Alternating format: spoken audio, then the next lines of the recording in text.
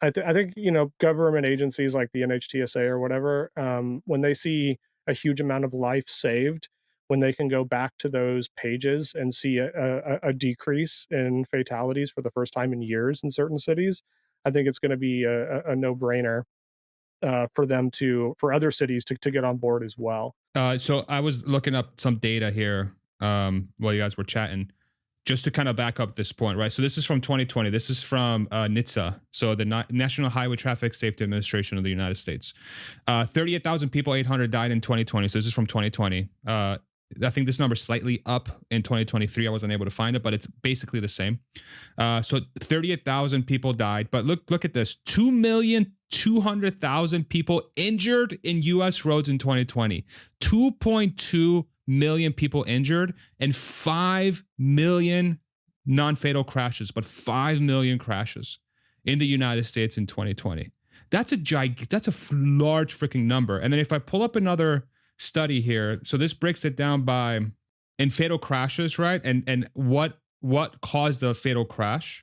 So 18,000 of them had at least one of three behavioral factors.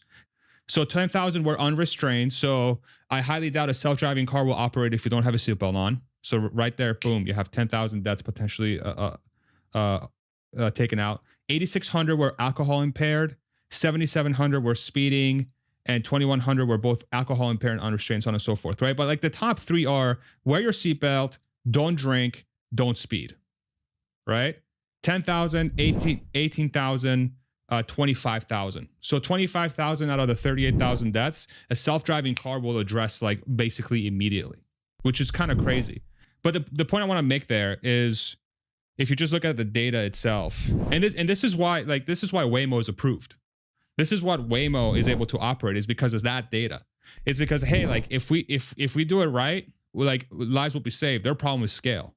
And we've talked about that 1,000 times. It's like, hey, Tesla's and we can talk about it here too. It's like Tesla's advantage is scale. Is this computer system with the cameras is 100 times cheaper than a Waymo approach and 1,000,000 times more scalable because it's artificial intelligence and not a bunch of heuristic code, right? So how does Tesla roll this out, right? Because that's one of like the other questions now that we have to discuss, because this is where I flip-flopped so much in what I thought Robotaxi was going to be, you know? But the more I hear Elon talk, the more I'm growing convinced that he's convinced that people will want to add their cars to the network and that Tesla will likely not have to run its own fleet in a lot of cases, but they will fill the gaps where needed over time. So in essence, it's like, you know, when he says it's kind of like Airbnb on wheels, like literally, I think what he's implying is that Tesla's not gonna own and operate the cars. Tesla will sell the cars. And then it just happens to be that those cars are the only ones that you can add, or maybe not the only ones you can add, but they're the ones that will start on the Tesla network. And those same cars are not allowed to operate on any other self-driving network. They have to operate on the Tesla network, right? But the onus is not going to be on Tesla to ensure that the cars are clean, that the cars are maintained, that the cars are running, you know, that all that stuff. It's going to be on the operator, like me as an owner, to ensure that that's the case. And by Tesla doing that, they, you know, set themselves up in a situation where their costs of getting this thing off the ground are really limited in a lot of situations by the app, like having an app that works, taking responsibility of an accident if it were to happen, right? So liability, insurance, and then in limited situations, it's going to be operating a small fleet to fill in the gap, right? So their ability to get this off the ground, they're relying heavily on existing owners to turn that on. So is that how you guys are reading this? Like this is going to be much more, it's going to be a lot more Airbnb and less Uber, or do you think it's going to be more Uber and less Airbnb? Like, or, you know, less Waymo or more Waymo and less Airbnb, let's say. I think that their dedicated Robotaxi platform will probably be, very easily produced. I think they have that in mind to just pump out as many of them as physically possible and be able to just load up cities immediately. And also, I forget the actual numbers, but it's in the I think it's in the high 90% of rideshare rides have 2 or less people. So I think the rest of the fleet with people opting in, to have their cars would really just be picking up those those cases where like 3 or 4 people want to be together in the same car. And I think the way that it rolls out is to specific cities that they already know work well.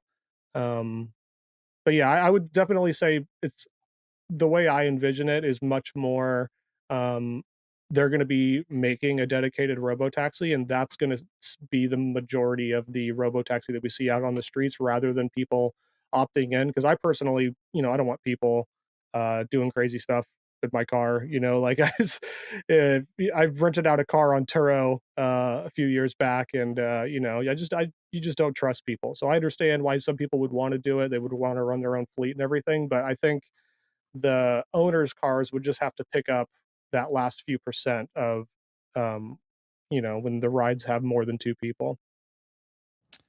And you think Tesla will own and operate all those two seaters?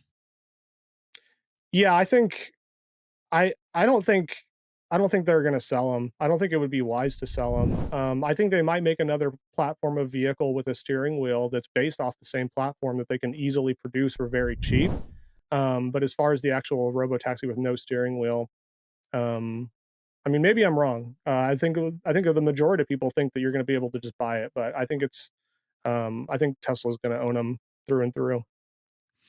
So I think where I'm stuck is like, if Tesla were to do that, right? So let's assume that they can crank these out at let's say 2 to 3 times where they are right now from a volume perspective. So they can make about 1 million Model Ys per year. Let's assume Robotaxi, whatever this two-seater compact is, smaller, more compact, less materials, more streamlined, smaller square footage. So it's like everything points to, hey, you're going to be able to make way more of these. And they've said it in their investor day. They were very clear about Gen 3 platforms. We're going to be able to crank these out like crazy, right? So then if you set up manufacturing capacity to make 3 million of these per year, then if regulation is not caught up to the point where you can run these without a steering wheel and pedal, you're throttling production like crazy for a really long time, it seems like, right? It's getting to the point where, unless the entire United States is like Tesla, you can operate as a self-driving network, which can't happen because the states dictate the rules of the road, not the federal government, right? So it's going to be on a jurisdiction by jurisdiction basis, sometimes even local, not even state. Um, different countries and whatnot. Then you're going to run into a situation where you're going to build all this capacity and no one's going to want to use it, or like nobody, you can't even put it out there to operate because it's literally useless. So I wonder if they're still going to go down the path of adding a steering wheel and pedal to the car.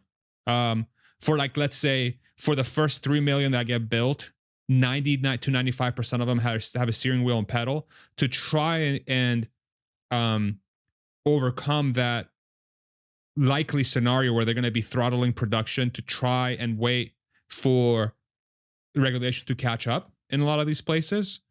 And by the function of doing that, you are automatically putting a bunch of robo taxis in people's hands, where like, the regular person that is looking for an affordable vehicle happens to be sitting on an asset that will also be a robo taxi, right? And I wonder if that's okay. Like that's kind of my disconnect. Unless Gen 3, this robo taxi platform that's dedicated, is not really going to be built in the millions of units per year. But I have a hard time believing that, because a smaller car, you need less room. And like, there's no reason why the production capacity for this vehicle will be less, So it's like, and that's where I'm stuck. Because where that points me to is like, okay, so they're actually really banking on the owners to add their cars to the fleet. Like maybe you won't add it, or maybe I won't add it, because I have a kid. But maybe, I don't know, the 10% of the 3 million people in the first year that buy a compact car, this two-seater Robotaxi model, that's 300,000 owners, right? Those 300,000 people will look to add, make a little extra money on the side because these people potentially are already working two jobs, let's say. They already have a full-time job and maybe they're doing Uber on the side. Well, guess what? Uber just got automated for you, right? And they'll just add the car to the fleet. I don't know. What do you think about that?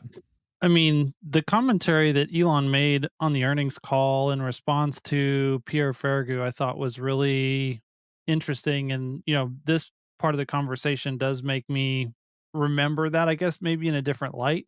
And it's jumping out to me as more of a highlight from the overall earnings call than I think I realized at the time. It just kind of passed by. But, when Pierre was basically asking, what does it look, my paraphrase of Pierre's question was, what does this look like in this transition period?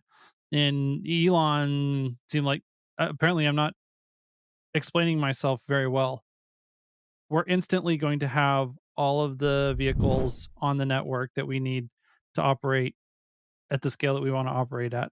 So I don't know if that means the rollout scale is not very big and, it's just going to be some driver, contributed vehicles or, customer contributed vehicles to the network, or if he's thinking that we're going to be able to roll out really wide, really fast. And, there was a regulatory component that was part of all that.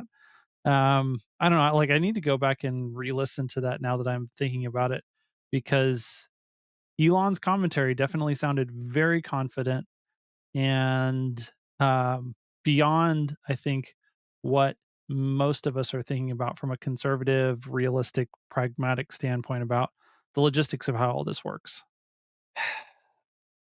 I think this is all pretty fun to think about, but, you know, it's not gonna mean anything if full self-driving actually isn't solved, and, I think Elon making these statements, I don't know, it's tough to think of what it would actually look like, even if, like, tomorrow they were able to have a car that was, pretty like, twice as safe as the average human and about, like, what are regulators gonna do? Because ev in my opinion, regulation isn't as big of an issue as it was, like, a few years ago.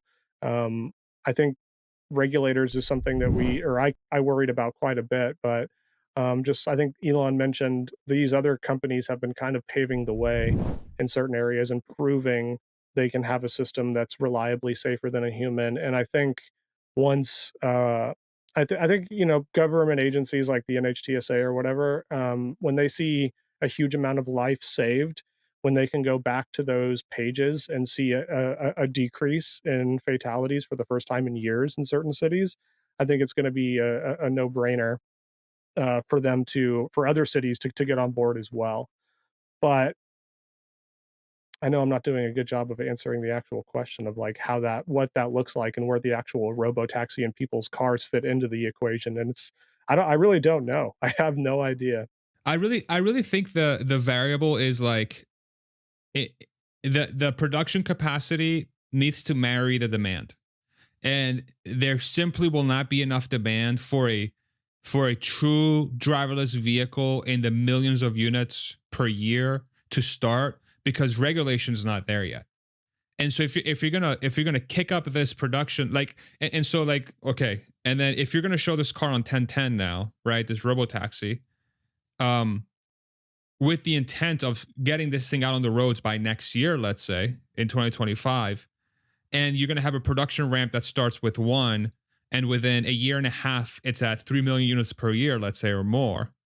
Is a year and a half really going to be enough to get a run rate of 3 million truly driverless cars per year into jurisdictions that are going to allow it? Maybe. I mean, maybe they know something we don't know. Maybe they think China is going to be up and running a lot quicker than the United States, and they know that with 1.3, 1.4 billion people out there, and they're a lot more, let's say, loose and allow for more, let's say, flexibility for getting your stuff approved in China. Then maybe they're like, dude, we can just fucking dump those in China. Just dump them in China. I don't know. Well, there's definitely a huge timing element to this because, if we start production in 2025 of this Robotaxi platform, it's going to have a ramp. We're not going to be at 3 million in 2025. We're going to be at, maybe a million produced in 2025. And so, if we have Robotaxis by that time or not? And if we do, then, that's a different thing than, hey, we're having to produce this steering wheel and pedals version that doesn't, that way we're not just stockpiling, millions of these vehicles on the balance sheet as inventory, um and we don't have anywhere to send them. So that's a huge factor. But I do go back to and think about the first autonomy day.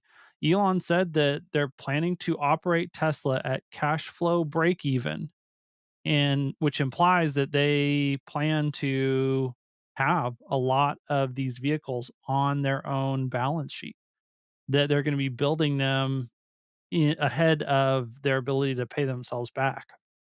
And so, yeah, I think that that implies that we'll have basically a large portion of Tesla owned vehicles, like JD was saying. And then obviously there's going to be a number of vehicles that are contributed to the fleet by the owners of the vehicles who have been customers of Tesla for a long time.